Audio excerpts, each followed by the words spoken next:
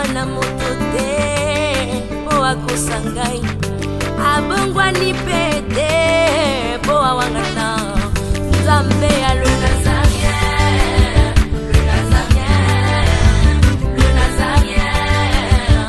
David Nzamba ayebana kitoko koma mokondima atako babakolaki mafuta na mosakolima lelo yayo bolingo ebateli le Nazarien lipamboli oyo emonanaka te mpeni mama kantelobi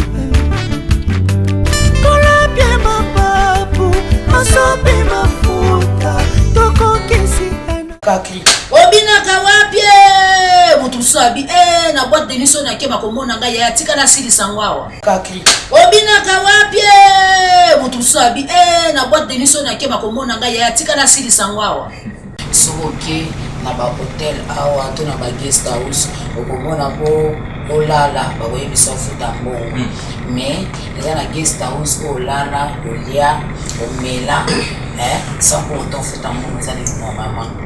Parce qu'elle est tellement troublée. Pourquoi? Parce qu'elle nous ouvre les oreilles. Elle est tellement troublée. Tellement parce qu'elle se laisse faire. La femme de la nouvelle génération, elle est tellement troublée. Je ne sais pas si je peux dire que les ans de études belé, troublé moi si, les ans chimie m'ont troublé, tout mathématiques, tout n'a évité formé. Donc ici comme là où il y a moi si, maman dit qui nous wapi moi si à kokende. Kino na niveau nini mwasa boko kende na kati ya ecclesia na kati ya église na responsabilité.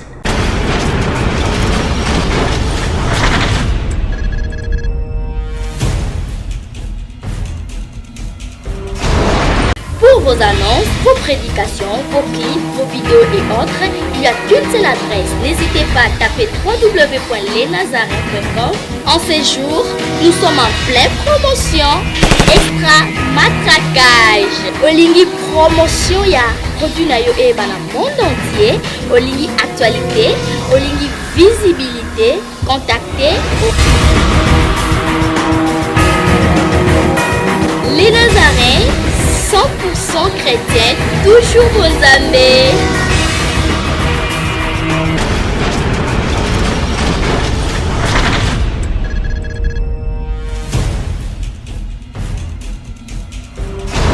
Ils l'ont vaincu à cause du sang de l'agneau et il les a livrés publiquement en spectacle. Fidèles téléspectateurs du 3W Les Nazariens TV, bananzambe oyo bami pesa pe balapanda ya kolandaka site oyo chaîne oyo bolingaka mingi.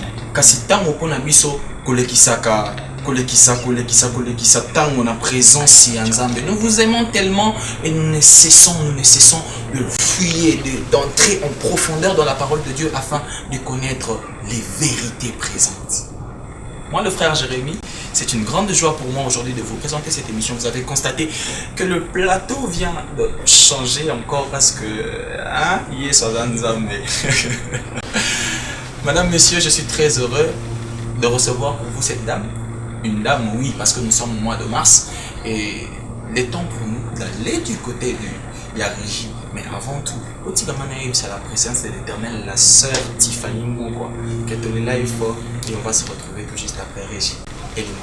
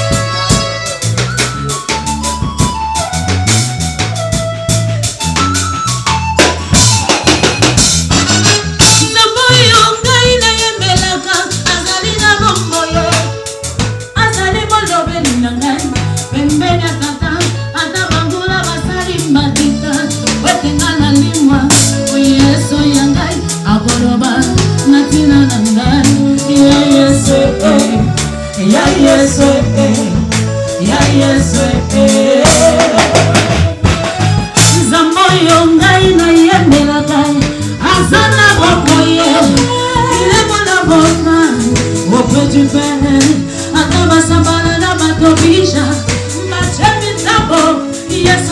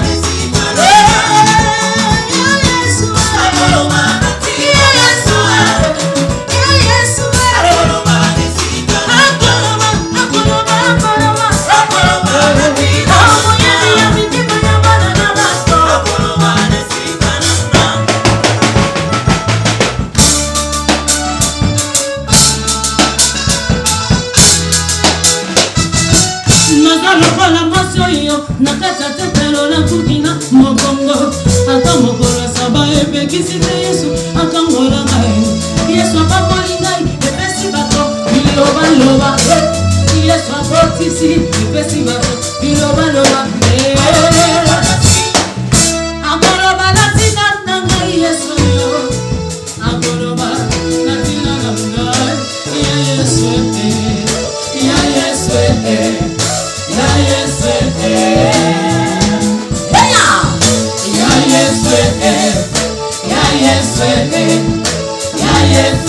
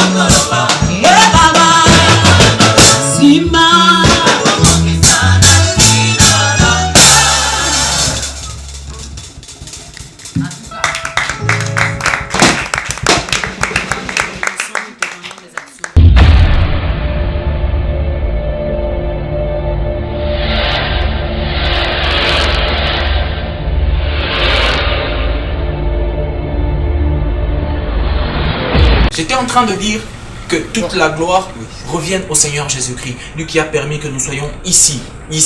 D'ailleurs, je vais dire le nom de mon invité chez la sœur Alice, Ali, Missika, notre maman. Déjà, c'est qui mon émission aux alayons de maman Bandina déjà boulé. Ah non, peuple de Dieu. J'ai même pas besoin d'attendre. Peuple de Dieu, nous sommes bénis. Une dame qui sait rire avec les gens, une dame aussi heureuse qu'elle. Je suis sûr que vous serez bénis avec elle. Maman, bonjour, Charles. Shalom, on va dire ma belle. Où tu as eu le nom de Missika? Tu sais, c'est mon post-nom en tout cas. Où tu as eu ça? En tout cas, déjà, c'est vrai, je ne suis pas autorisée de poser la question, mais c'est qui sera? Okay. En tout cas, ok, bonjour. Maman, c'est un grand plaisir pour nous de vous recevoir. Merci. Nous sommes convaincus que c'est la deuxième fois. Parce que nous venions de parler avec la présence de l'Éternel ici sur l'émission un moment de plaisir. Quelles sont vos impressions aux Zongi Lissunali Nazarena? Waouh, gloire à Jésus. En tout cas, Balobaka, Ndako Bayambio bien et comme Ndako Nayo, tous les jours. Donc, sans pour autant dans le bateau, on a commis un péché, vous avez péché d'été, et vous avez tout le temps le Nazarien. Parce que sans pour autant pour dévoiler le secret na bino na vu que vous avez descendu à bateau ba bomi la tellement mingi na binga bino ba Samuel et pour moi je sais que vous avez pour la bénéfice il y a œuvre il y a avancement il y a œuvre en Zambie différemment quand même na ba ndeko mususu souvent ba lukaraka place polémique et là et tout à la cas de fois choqué mais tout ça la proposé mais et pour moi, je vous encourage, je vous fortifie. Vous avez vu que c'est la deuxième fois, mais c'est la dernière fois. Maman, l'esprit te dit. En tout cas. Là, je suis en train de parler de votre voyage, votre tournée que vous venez de faire. Vous étiez en Belgique. Après Belgique, Ozaki Namatad. Comment ça s'est passé déjà? Comment ça a été? Gloire à Jésus. Je pense que ça l'a tourné dans l'Europe. C'est là qui facilité. Ah, c'était en Europe? Oui. On a eu à Turin, on a eu à Londres, à Paris, à Bruxelles. Qui nous suivent d'ailleurs. Oui, donc moi, je tellement aimé. Nous étions à Belfast, donc c'était pas évident. Des fois, la nuit, on a fêté, puis nous posons à l'intervalle, il y a un avion et tout, il y a un bateau aussi. Le vent se en tout cas, le gars là-bas a des il faut j'ai osé, il faut toujours partager l'expérience. Que ça qui facilité, mais c'était pour l'œuvre de Dieu, donc plutôt donner la Kinshasa. Tout ça là qui juste quelques jours, il y a une convention, une convention internationale où on a vu, il y a eu les Américains, il y a eu les Européens, il y a eu vraiment un coucher à race ezalaki na convention na Matadi. Donc vraiment nazalaki parmi pas seulement chanteur, mais nazalaki aussi parmi oratrice ya convention wana na napamboli nzambe nakolobaki natambolaki nga moko te lolingi ya momesala mikolo na mikolo molimo na nzambe en tout cas précédaki chemin wana ndenge alobaka je serai victoire de ton départ et de ton arrivée et tant tozobodela tozoloba nzambe no tosilisi mosala na niveau ya Amérique te na Europe te tosala koboni nzambe alobi okende epai yo na nalingi en tout cas marcher avec le Seigneur, être guidé par lui, à tikaka biso te totambola lokola babike mais à utiliser biso lokola ba simple instrument il y a précédent déjà chemin donc je ne peux pas m'inventer mais naza inventer l'esprit de Dieu qui a ressuscité Jésus à tambola kina biso na ba yembe nyonso. En tout cas je peux dire on a travaillé à 80%. Calculer sa convention à maman Eglo et battu ya minoko na minoko bazakuna deux fois Hermosa Robeta le poteau d'être le l'article dépend de celui qui va l'employer mais le Saint-Esprit quand il est là à l'obisaka biso minoko nde na mona Yesu na kati ya temple Bible lobi a fongoli livre souvenir abandi kotanga et batu ba yebi ki oyo atanga te d'habitude ba yebi ka yeba ka kotanga te ko atanga na été mais makomi opona kotanga ngo en tout cas ceux qui va bien intellectuel te faut pas bien savant mais ndenge nini makambo akoki kotanga ngo donc il y a que l'esprit de Dieu azalaka au-delà même ya bato batanga et pour moi je sais que le Saint-Esprit nous avait honoré parce que de Yokaki et voilà retour à Bissona Kinshasa nous continuons par les chars. Et voilà, retourne à Bissona Kinshasa, c'est peli vraiment na. Et si ka o lobi maman, quand Jésus a fongoli rouleau, lobi l'esprit du Seigneur est sur moi. Que le Seigneur soit béni. Je sens que cette émission ça va nous bénir. Ouais, comme en tout cas, son molimo la nzambe azo coaché, tu te laisses emporter par lui à honoraka toujours. La preuve en est que vous allez jamais gouverner à autre. Au commis tout na, nzimbo la wema ona note mais quand c'est le Saint-Esprit nous t'a dit ce que Kendewana, en tout cas il va ramener la justifier et c'est ce qu'il a fait. Na bandaki 2016, c'était pas facile. Au Soukissa 2017, c'était pas aussi facile. Mais le Saint-Esprit comme Azaki na Makambo, je vous dis bien, il y a les images d'ailleurs j'ai vu quand on parle de femmes, surtout dans grande armée, il y a maman et Glo, ce n'est pas facile.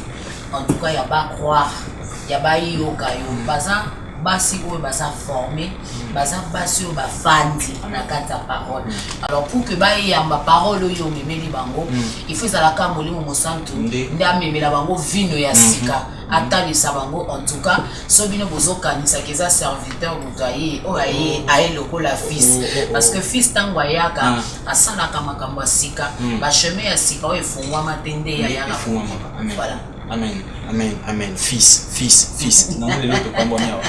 Maman, avant tout, tu as vraiment beaucoup de profondeur. Il y a des lots. Aux ala qui absente. Il y a une année de cela, l'absence nayo. Bandeko ba célébrer qui une année il y a beaucoup de maman Marie Missang. Na invité maman nanga. Biloba nini koikoloba. On a une année oyo et les cas qui une absence nayo.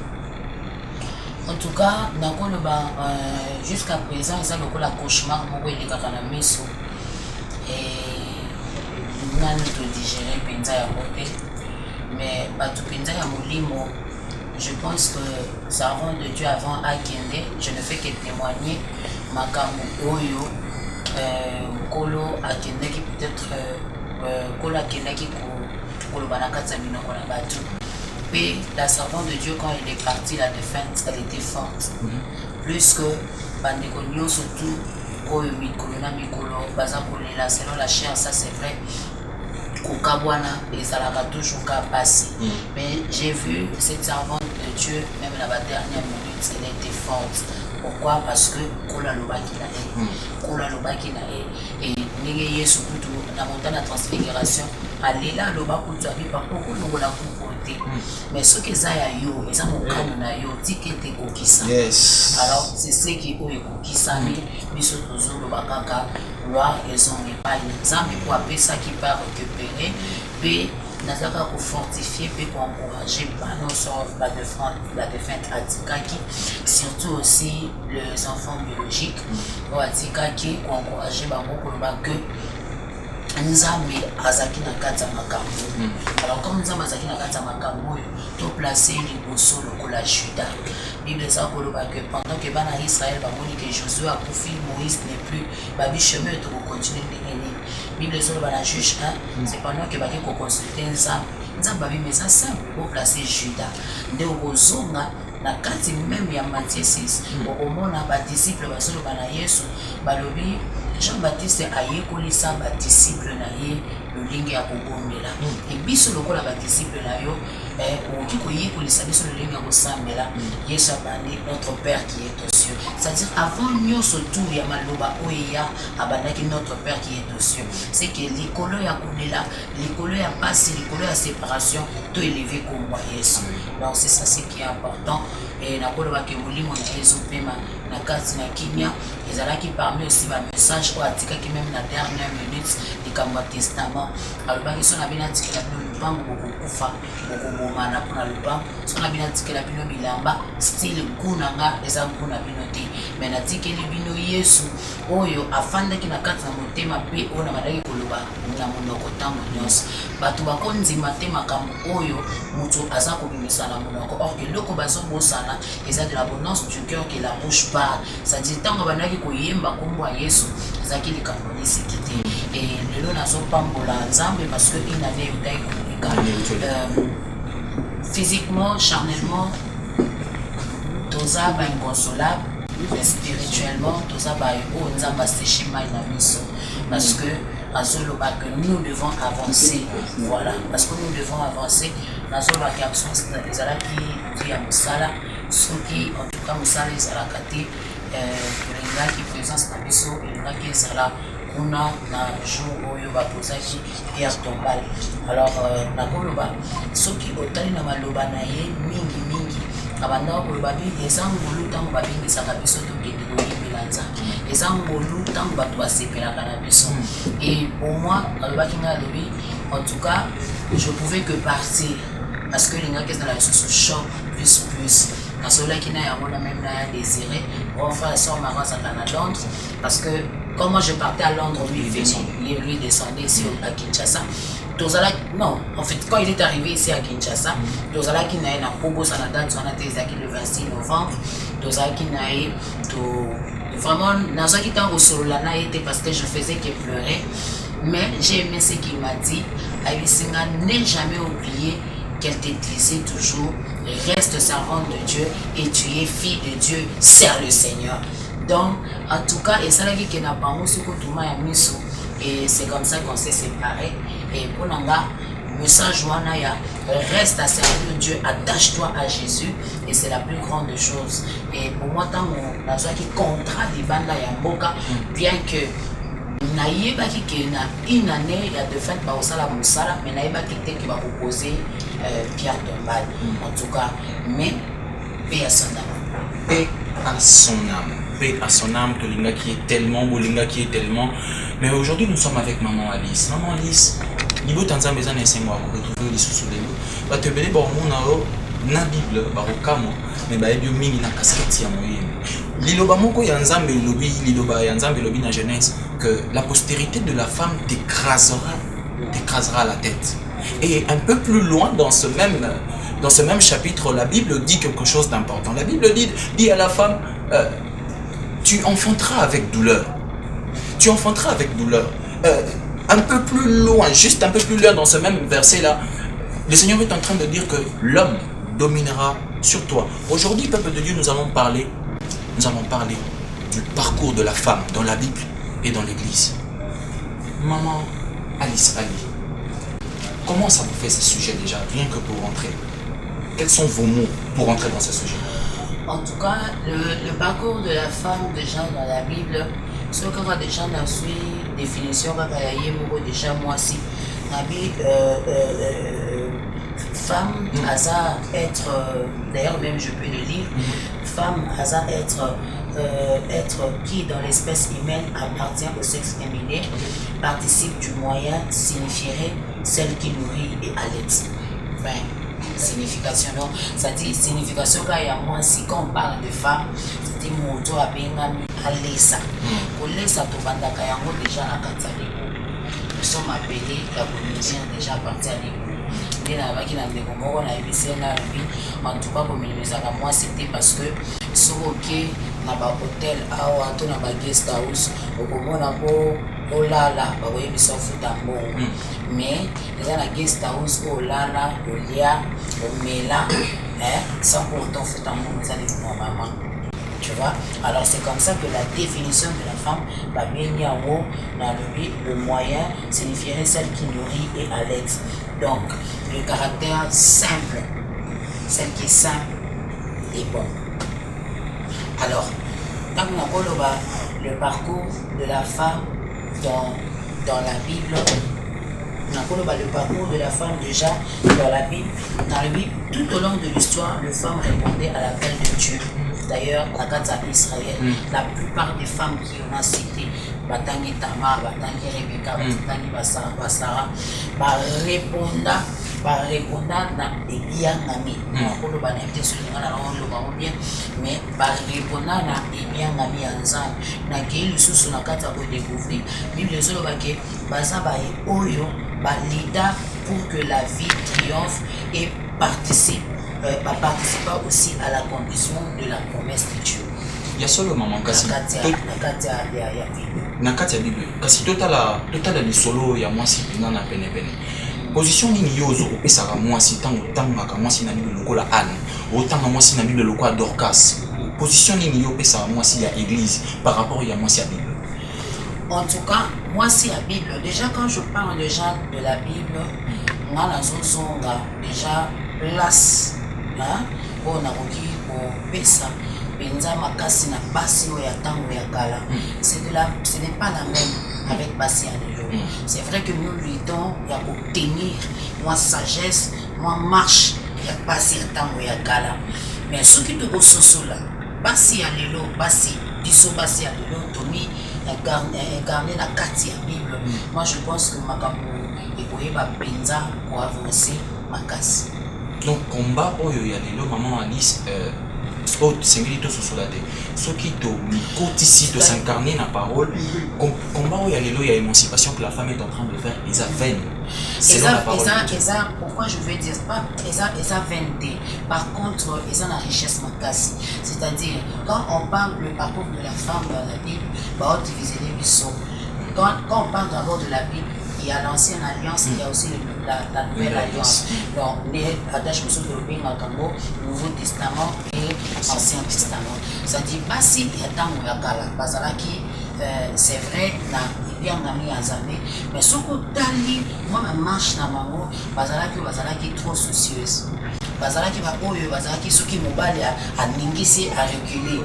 Voilà, mais différent n'a pas si il y a quatre nouvelle alliance. On a zomi tcha la quatre génération il y a pas si nouvelle alliance.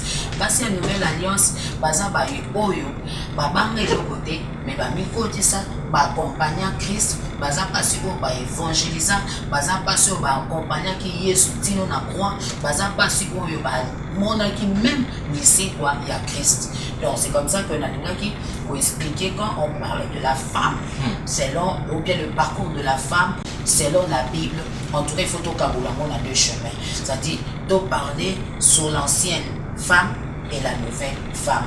Alors, le loup à maman, baza pour revendiquer droit na bango net au Congo, baza pour revendiquer droit na bango, bah le que non, tous en a besoin et ça la 50-50. En tout cas, nakoloba que moi distraction est mingi parce que la femme croit que les a plus les kambokaka il y a les puta les akaka plus les kambo ya maquillage les akaka plus les kambo netina linga la personne va c'est comme ça au comment on a apôtre Paul à l'époque alobaka que la femme se taise. Pourquoi on a dit à cette femme de se taire? Parce que ma comprenait que la femme a tellement mingi, mais na kata koyeba mingi so ka telemi liboso na mobali aza mwasi azozanga soumission aza mwasi azozala pena la limemi ate Et c'est comme ça que l'apôtre Paul a gagné la carte d'Ecclésia que la femme se taise. Mais ce n'est pas à toutes les femmes qu'il avait crié ainsi. Vous voyez? Alors, cette femme, il y a quatre nouvelles alliances, moi si baptisé par l'Esprit de Dieu. Différemment, moi si. Mais maman Alice, baptême, il y a Saint-Esprit. Est-ce que Esa pour briser, prescrit à l'apôtre? Parce que l'apôtre dit clairement dans la Bible que la femme se taise. Que la femme se taise. En tout parce cas, il faut le souligner. Apôtre Paul, il a souligné pour la femme qui a suivi la femme, il y a temps, il y a grâce. Alors, le parcours d'une femme dans la Bible et dans l'Église. Alors, on a déjà les camps Bible. En tout cas, alors, moi, si Oyo, le parcours de la femme dans la Bible, parce qu'il y avait plus la violence, il y avait plus la trahison, il y avait plus le souci, il y avait etc. Nous avons vu même moi c'est Samson, nous avons vu la génération c'est vrai dans l'histoire selon Israël, répondant qui n'a appel à Nzambe, elles ont lutté. Donc elles ont lutté mais elles n'ont pas conquéri. Lutter pour chercher à triompher, mais jusqu'à tel point que l'homme cherchait toujours à mettre la femme par terre. Mais moi si Oyo aye nakasia nouvelle alliance, asa moi si Oyo accompagné qui Christ, asa moi si babengi la femme messagère, asa moi si Oyo a milenge là qui même pour la rokende pour se pamalasi. Alors cette femme aujourd'hui à l'église, c'est cette femme que Tozan a besoin. Tozan a besoin, il n'y a pas sauté à apôtre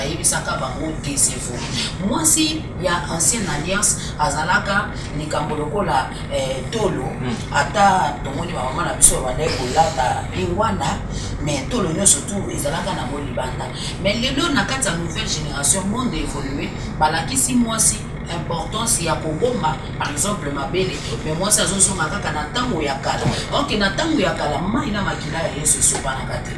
Vous comprenez? Ok, na tango yakala, moi si à mon akali c'est pas de.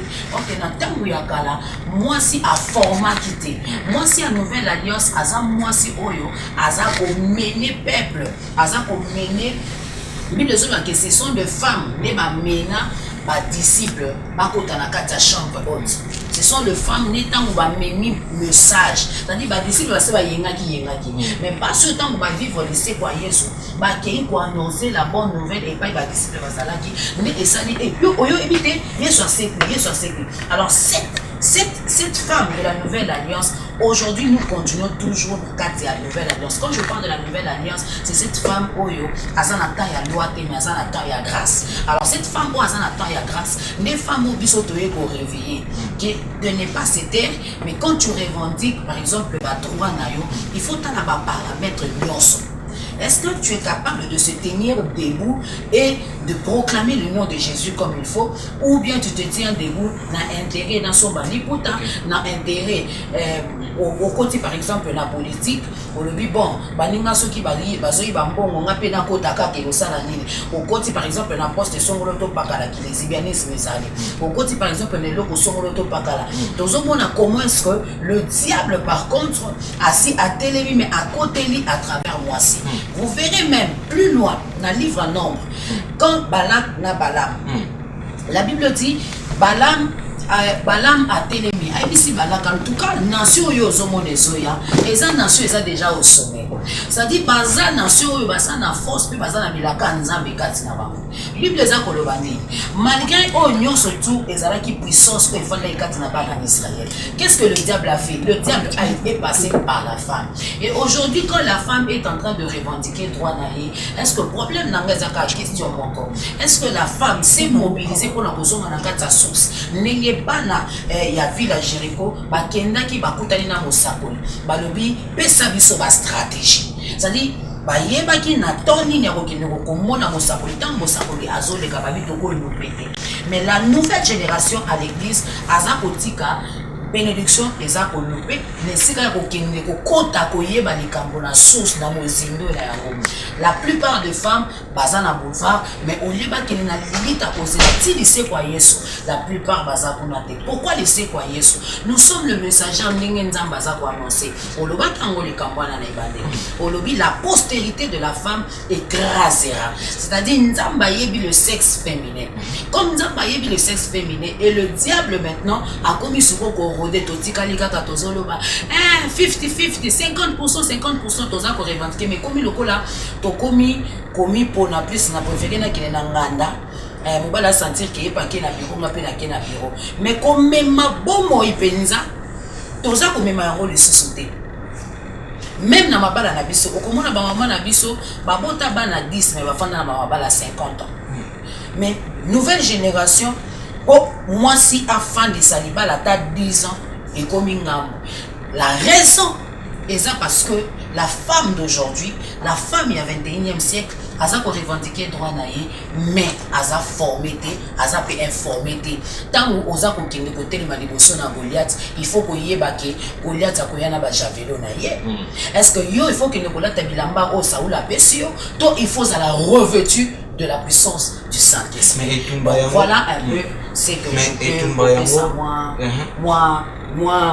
moi message par rapport à où moi ça va revendiquer. Donc on peut dire dans la Bible et dans l'église la femme peut être relayée à la deuxième place. En tout cas j'ai eu un réuni parce que quand on parle le parcours de la femme dans la Bible et dans l'église, c'est cette église qui est l'épouse du Christ. En tout cas dans l'église, ils ont un message nous soutenir, ils ont la Bible, ils ont ma commune nous soutenir au total par la Bible. C'est comme ça que j'ai vu. Maman Lise, qui n'a pas pu moi si kokende kino na niveau nini moi ça go kokende na kati ya ecclesia na kati ya église na responsabilité. J'aimerais compléter ma question d'abord en vous posant une question. Maman Alice, quand vous regardez le terme ou le concept femme face à la repentance, femme face à la nation, et puis en dernier lieu si je peux dire la femme face à la responsabilité. Je sais pas, quand vous regardez ces termes-là, ça vous dit quoi? Femme face à la responsabilité, femme face à la repentance, femme face à la nation. En tout cas, il y a Jérémie, nakoloba na moi mon c'est que ce qui est définition à moi c'est en tout cas même où on a la PC c'est pour parakate. Quand on parle déjà femme, ce qu'aux yeux on définir les sources au F. Ils ont signifié les forces, ils ont signifié l'égalité. Donc il y a toutes ces choses qui se cachent à l'intérieur de la femme. Alors aujourd'hui, la femme en face d'elle, elle est en face de la repentance, elle est en face de la responsabilité, de beaucoup de choses, plus que même ce que vous avez dit de citer. Pour moi, je dirais qu'aujourd'hui, je comprends que la femme, elle ne se reconnaît plus. Elle ne se reconnaît. Oui, qui elle est et quel est son rôle. Mais où en êtes-vous c'est comme si la femme a oublié son rôle. Parce que vous portez la voix de la femme.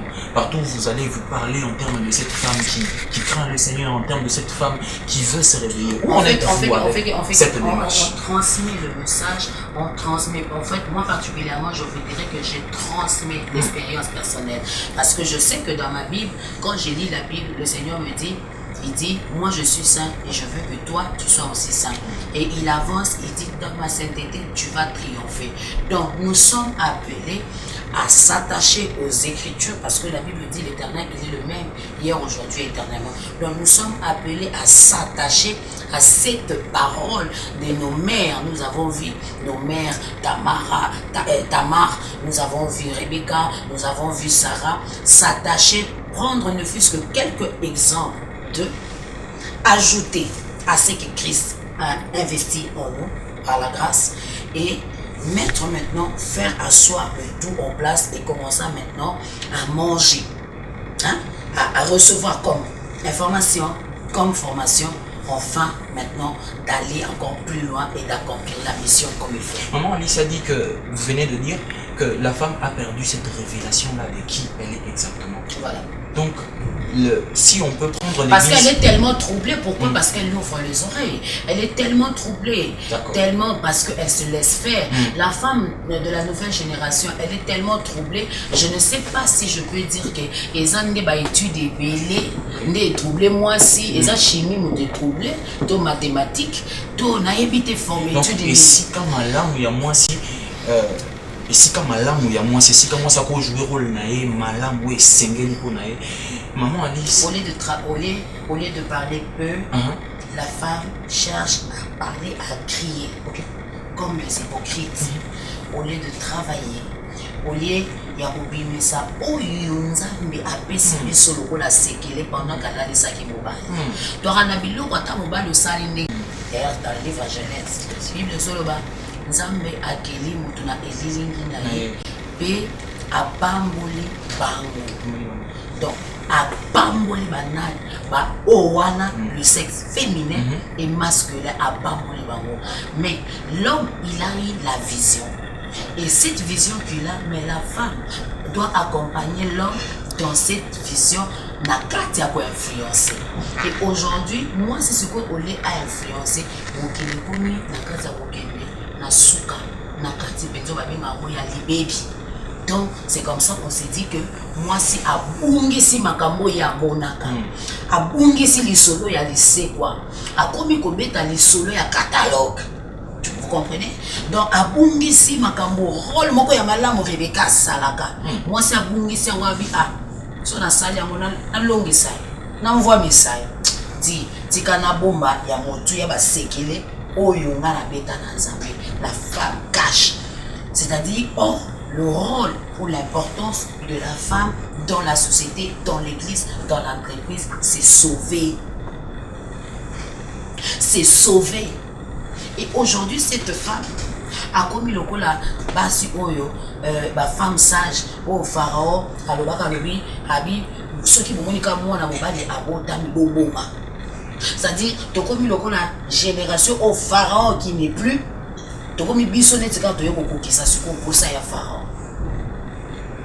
C'est comme ça je dis, elle a perdu la vue. Elle a perdu son rôle. Et ce qui est devant elle, elle est face à la sanctification, elle est face vous avez aussi parlé, elle est face à la responsabilité. En tout cas, je dirais qu'elle a tout perdu, elle est là, le col à moi c'est à l'autre. C'est comme si elle était reçue comme une mission libanga.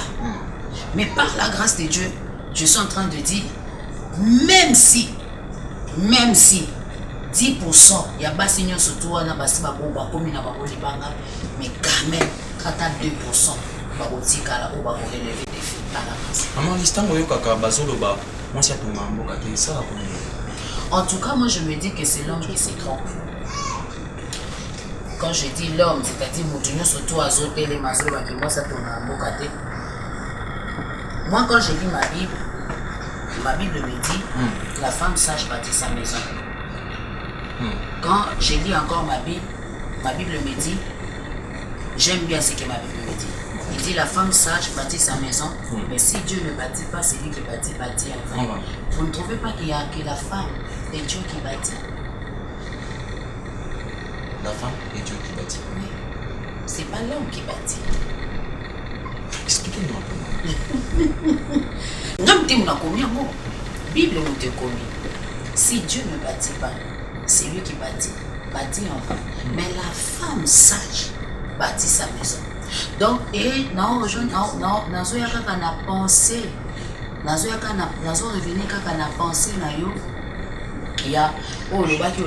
c'est comme si la femme elle a perdu. C'est pas toutes les femmes où on va perdre les mots ici. Ce n'est pas toutes les femmes où on va perdre foi dans la boue, on va perdre marche dans la boue. Il y a cette femme-là où on attend et en parce que je suis en train de parler de la femme de la nouvelle alliance. En tout cas, je veux plus m'appuyer de cette femme parce que c'est cette femme qui a accompagné Jésus, c'est cette femme qui est messagère, c'est cette femme qui elle est venue apporter la vie. la preuve. Pourquoi basi batongaka? Nakoi, dans les salauds que Christ, quand il est venu, il a dit, il est venu pour l'épouse. Pour mon touma benga épouse, c'est qu'il fait la caca sexe féminin, dans masculinité. Alors, au comment on a moi aussi, oyo, ba benga, on a fait ça que définition, on a poussé, celle qui nourrit et allait. Donc, au hasard qu'on nourrit, peut quoi allaiter, c'est qu'à son fait ça pour vous. Alors, nous verrons maintenant Christ, on a pour défendre moi aussi. On a pour que moi aussi, à bengami à tonga. Otongeza ni. Otongeza kakanda koute. Naza la architecte néondima qui la tobi. Otongeza tango naza ko multiplier. C'est-à-dire na recevoir semence à mobali. Basanza ya moi si katani. Makila wana est développé katina moi si. C'est-à-dire auto recevoir pas mobali boli misangana le balola monga meza alwa fongola. Alors oye bandi siko se développer na kati. En tout cas, nous sommes tous. En tout cas, tout chata à 90% ça y moi aussi. Parce que 9 mois, on a sans santé, à l'Ibanis pour se produire. Alors, on a songi, on a 4 livre Jean 19. Au comment on a Bible sur le bas, Yesu, il y avait 2 malfaiteurs à ses côtés. Lui, il était l'homme du milieu. Arrivé là au milieu, la Bible dit il y avait un soldat romain parce que selon le prophète Isaïe, on ne pouvait pas coller un nzoto, donc coller agneau avec des faux. Là nous nous souvenons déjà dans Exode 12. Alors la Bible dit, selon la prophétie, et Sengela qui bakobuka miku a été, bakobuka ni makolo ni maboko. Il faut se présenter par une tata mobile. Alors, la Bible dit, si malfaiteur, les 2 malfaiteurs, si bakufaki, babuki bango makolo. Alors, ma vie, tika total la mission sur nzoto ya wa bandaki komi benga mokonzi na bayuda total la nzoto na ye soki asi akufi ya botobuka makolo na ye. Bible zoloba na Jean ezoloba un soldat a s'approché. Or que mingi balobaka avec babetela biso ka lesola baratime. Ok, na la Bible parmi les soldats romains, il y a un soldat moko, au liso na ye moko e bandaki komona te. Donc, ana misumi ba, moko e bandaki komona te. Alors, à s'approcher du bosso nanzam, à s'approcher du bosso na Yesu ko ba de la croix, la Bible dit azu mokonga, ne oyo ka toye ba na banzembo, mokonga ekoti na mopanzi. Donc, moto akoti sa mokonga na mopanzi, eza ma Bible zoba, tango ka so koti sa mokonga na mopanzi pour ka tala soki Yesu ase akufi. OK, Yesu ase mi kufela ki na ekala na bopete. Donc, comme selon la prophétie, Mikou ane ba okai ko buka ngote pour dire que la femme bâtit, Bible zoloba mal et tangi. So soldat wana au fur et à mesure aza ko foncer mokonga na ye na kati ya panzi ya Yesu. Mai ebimi na makile ebimi et qui tout droit vers place liso e bandai komona te. La Bible dit miso na ye emoni soldat mbala moko alobi non, celui-ci est Dieu. Dans un matin, ça dit deuxième malfaiteur, na bengango deuxième malfaiteur na face B a témoigné a dit non. Toche mikonga na kati ba malfaiteur miso na bango tobuki bango ata mutu moko te parmi makilo ebimi apesi biso bomoi. Mais toche mokonga na kati ya moto yo bomoi epesami a témoigner. Donc pourquoi Jésus voulait seulement témoigner que moi si na kati ya maternité makambo na zoloba ba maman ba bota moi si nyonso soki en tout cas alinga pesa vie eza mwana afandi na kati o pousser et loko elakisaka ke moi si abandi travail za mai ebimaka so mai ebimi o elata ezaka makila mbala moko abimisi c'est ça kotonga soki mai wana ebimi te atongi te pour tonga ndako il faut mai il faut ciment. Alors dans la femme il y a ça. Jésus voulait seulement donner l'importance à la femme pour la langage on a bolobaka que moi ça tongaka te en tout cas bolongola na anga ya mwasi yango komona mwasi kufa kota na nzela na ye mais kufa pe bomoi et kokota na nzela ya mwasi. Donc le Seigneur voulait seulement défendre la femme que elle-même la femme amiyeba parce que ce qui mwasi amiyebi okomona na livre Genèse Bible zoloba nzambe alobi Bible ezoloba na Genèse chapitre Ce qui n'a pas dit, l'esprit de Dieu s'est mauvais au-dessus des eaux. Tous on a lingala kaka. Na lingala bazo ba molimo nzambe za ki shake. Donc molimo nzambe ezo yenga etala na ofanda wapi. Na kosala ndengene. Nzamba kelinya. Matikali jamais kozwa molimo na ebandaki ko yenga afani sango na kati ya nyama. Ni afani sango na kati likolo nzete. Mais j'avance encore plus loin. La Bible dit maintenant dans verset 26, Nzamba bi faisons l'homme à notre image. Pour nyonso o Nzamba salaka, à lui, il y a sali plan. C'est ça. Genèse chapitre 46 et lui Nzamba a sali plan naï. Mais pour que plan naï ça la réaliser, a utiliser qui monte. Alors, Nzamba ce plan assez à salaki habiter faisons l'homme à notre image. À quel mutuna et lilingi na verset 26. Mais to comme na 27, Bible le a accompli makambo ya lobaki, pe azu molimo ne bandeko yenga ye. A placé 4 na mutu. Yango komona na 4 Galates, apôtre azoloba. Si je vis, ce n'est plus moi qui vis, c'est Christ qui vit en moi. Alors quand l'apôtre il dit ça, il ne dit pas seulement que parce qu'il a un sexe masculin. Non, il le dit seulement que mutunyo soto azana pe manabomwe. Ayeba ke soka za kobika, eza le susu yete mutaza kobika. Là je suis en train de parler de la femme parce que nous encourageons la femme. Alors, moi sur un côté de ma vie, si je vis, ce n'est plus moi qui vis, ce n'est plus ma futilité, ni insoumission, ni impolitesse. Oh, mais c'est Christ qui vit en moi. Pourquoi Christ vit en toi? Parce que l'esprit de Dieu est masculin, est féminin. Donc voilà. Merci. Donc la femme preuve, elle bâtit. La femme preuve, elle bâtit. Il y a tellement de mécaniciens et de la rapport à contredire yango. Mais maman, tout ça béni par l'émission Yalelo, nako chuté, nako tout na yo kaka mutu na moko ya moké. Femme, tous ont une volée à l'église, ecclésie. L'épouse de Christ. Avons-nous, est-ce que ceux qui mission ya moi si o eza ecclésia ezala ki jeu ya dame.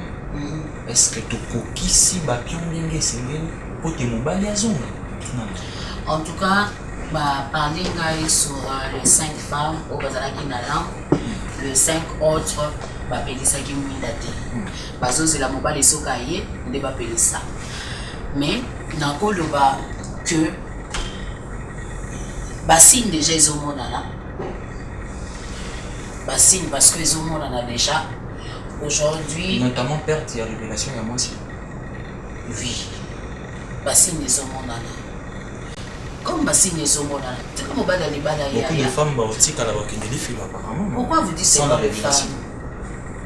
Pourquoi vous dites c'est mort? Il faut parler tout court là. Parce que toi, Mikela, il n'y a pas que la femme. Aujourd'hui, la preuve en est que Romona Batunyo surtout basi babungi.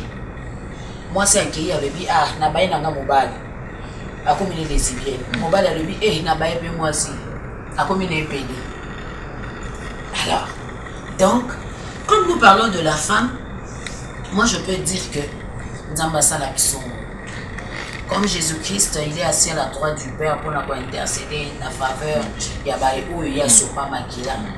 En tout cas, j'invite que la main de l'Éternel ezongisa peuple naye nakati yanzela. Parce que aujourd'hui l'église, tout soit église, le coup la épouse. Son tali bien, le diable ne plus dans le monde. Le diable, il est maintenant à l'église. C'est toujours la femme qui est victime. Pourquoi elle est victime? Parce que soka miebi. En tout cas, que si je vis, ce n'est plus moi qui vis. Donc, nakotika nzoto nanga ite. Nakotika te nakati na église ne place où le diable a soit siège na. Église loko la épouse akoyeba komilengela. Na lobaka mobali nyonso akoki kobeta mwa crochet na libanda. Nanu na mona te mobali baye bakangele bisaka balobi mobali a trichaki. Mais moi si oyo a triché, to mona moi si ba mema epai na Yesu. Bible sur ba babi foka kato lapider. Mais comme Yesu asisaki nanu kokoma histoire ya mwana mwasi oyo te. Ba sala ki erreur ya kokoma mwana mwasi oyo liboso na Yesu. Mais aujourd'hui, je peux dire Christ a déjà accompli la mission. Il est à la droite du Père. Il nous ramène, il dit seulement, bino ba nyo surtout bozana mikumba, bozana ba souci, abi, venez à moi vous tous qui êtes chargés, fatigués. Combien de personnes ont toza komi makozongi sa Yesu à la croix? Comment voulez-vous que l'épouse aille pendant que nan automatisé dans l'eau la tête ozongi seka na croix à cause ya masu? À cause ya biloko moko o tokoloba ah, nzoto ngo tempelo. Attends na mama naza nanga mama bana 5. Tikana betata machida ka esani. Vous voyez? Aujourd'hui l'église est comme une place oyo et sanine.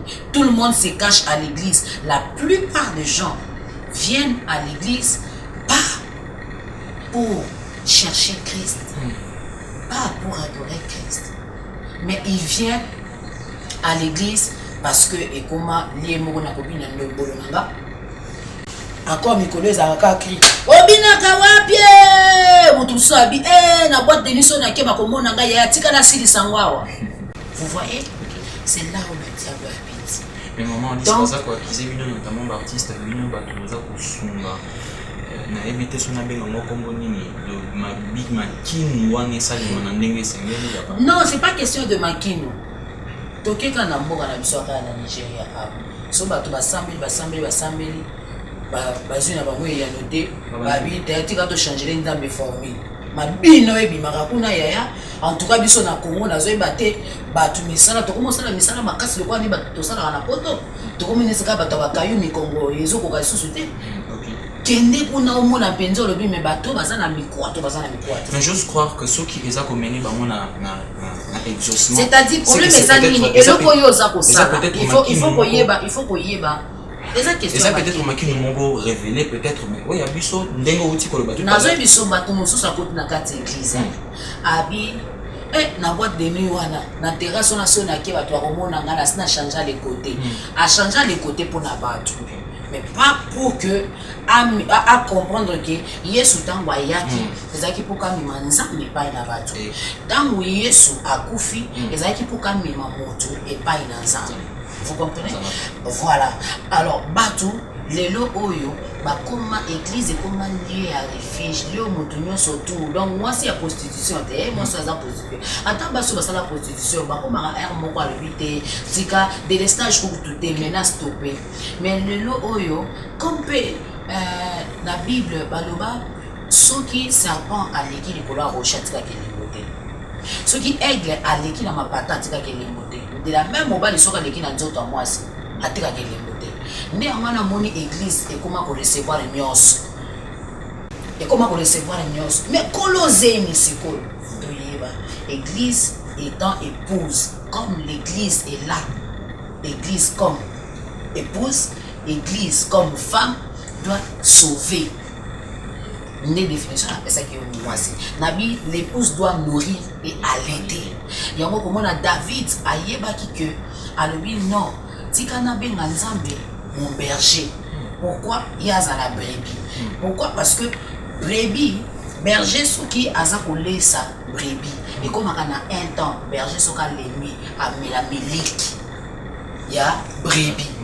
Yango komona berger azongi saka alors nzambe aliaka pe ya motu ya oyutaka kati na biso et yango asana posa ya to nourrir tous à la image na ye tous à la cette femme oyo aza ko sauver cette femme oyo akokende koloba Christ n'est plus dans le tombeau cette femme oyo à cause à une femme messagère.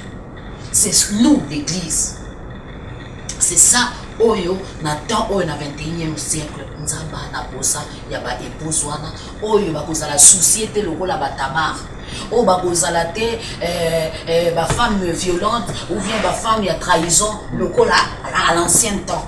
Il faut tous à la base cette femme il y a quatre nouvelle alliance cette femme o ba oser ba accompagner Christ ba wanga na Christ te ba disciple ba zonga ko loba ba miss mais ba femme ba zongela quitter la prostitution mais cette femme il faut mieba qu'elle n'est pas appelée à la prostitution, elle n'est pas appelée et a commencé à crier je revendique mon 50%.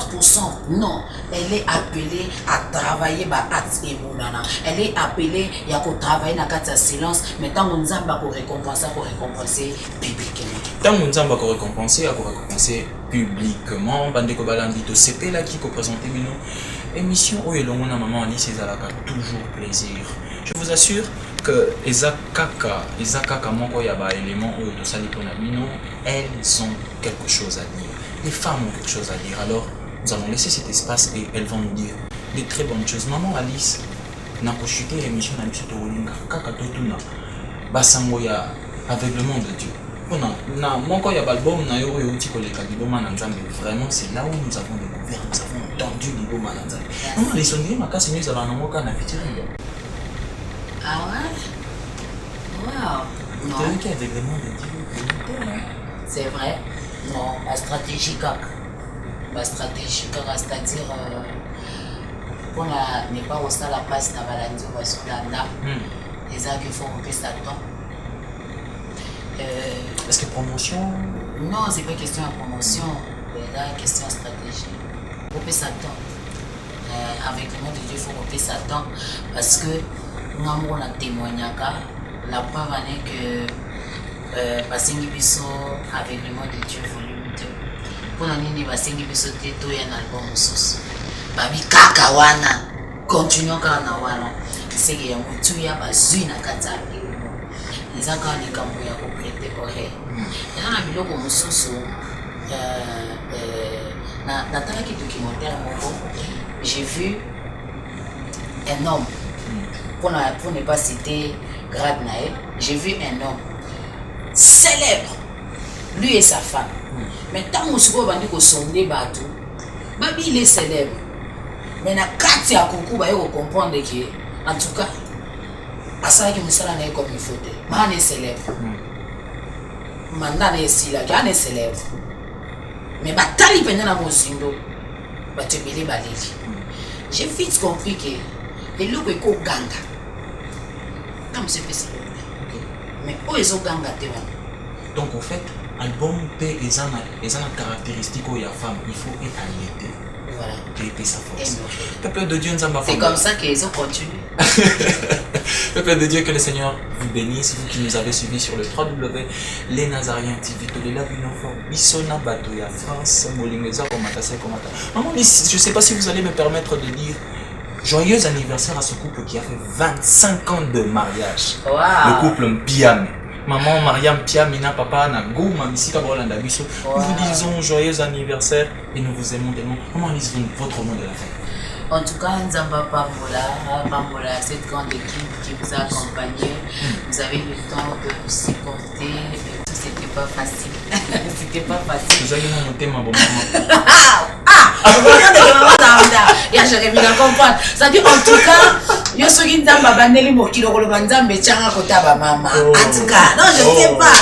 En tout cas, Nzamba Pambola, un grand merci d'avoir venu surtout pour soutenir du saut de près, mais de loin. Un grand merci Nzamba Kanisa Bango tellement Olamu Basali Nzambe Nakozanga te Koloba. Un grand merci à Keranka. En tout cas, je ne manquerai pas à Lokwa, je ne manquerai pas à Fabrice, je ne manquerai pas à Ifaso. À Péri. Donc, Péri et Alain aussi. Alain a le nom de mon mari, en tout cas, c'est gentil. C'est comme ça, ils sont doux. Hein? En tout cas, Tiffany, que Dieu la bénisse abondamment. La présence de l'Éternel. La princesse de l'Éternel, la reine, vous avez qu'à la reine. En tout cas, mais Mirati Sabine de Tupas, elle est la reine. Que le Seigneur Dieu se souvient de toutes les personnes qui ne cessent de soutenir, de près ou de loin. Donc, Maman Sissingena, que Dieu vous bénisse abondamment. Maman Anne-Franc, Maman Annie, Maman Julia, Papa Davna, Maman Yemo, Nzambe akanisela bino tellement pour l'amour. Maman Dene Botes, Nalibota Mobimba. Donc, Nzambe akanisela bino pour l'amour. Oncle Keten Zimbi, Nzamba Mona Yo, Maman Frida Mbongozi, Papa Dodo Mbongozi, Kurt, Esther, Hidin ici. Narozanga Te, Koloba aussi un grand merci à Maman Denise, aussi au colonel Tshisekedi, un grand merci pour le soutien à Bango. baza célébrer dans l'ombre et aussi pour la soutenir Moussalo et Kenny Mousso. Un grand merci aussi à ma famille, mes frères et mes soeurs, où baza pour soutenir. Vous savez, étant une femme et une maman, et ce n'est pas facile, mais ne pas le prophète chez soi. En tout cas, quand on a le langage, bien que c'est les Écritures, ce sont mes grandes soeurs, mes grands frères, mes petites soeurs qui me soutiennent aussi pour pour moi vraiment un grand merci à maman Micheline Ali, au pasteur Ogi Manara Kitoko Ali, à Cédric Kitoko, à Cosma Ali, bien sûr Cédric Augustin Ali, Alphonse Ali, Mimi Ali Kabasele, à Joséphine Ali et Fota aussi, que Dieu vous bénisse. Un grand merci à tout le monde. De preuve de loi. Un grand merci à Bureau Nanga, Élisée Luila, un grand merci à Corneille Monzenga, Jesse Kazambo, que Dieu te bénisse abondamment. Fils à maman, il faut réveille-toi encore, le Seigneur a besoin de toi. Donc un grand merci pour la réunion, surtout au Bakoui Papier contacter Bisso. On a pour ça la demande à Bango toujours, il y a CD, il y a on a pris de gros et aussi la détail. D'ailleurs on a Didier Bango, semi-life, déjà il y a avec les mots de Dieu, Wana Zandi Akoloba, na Didier Bango, Nasuka d'ailleurs, je vais chanter Nzambe Apambula Bango, les adorateurs de Jésus-Christ, de lieu repose que Dieu vous bénisse abondamment. En tout cas, on a tangi kombote, boyeba kena porta kabino na kati ya motema ya magi, un grand merci. En tout cas, soyez tous bénis. Amen, amen, amen. Rien que pour finir, une petite question. Maman Alice Ali, l'homme est le chef de la famille, oui ou non? Bien sûr. Ciao.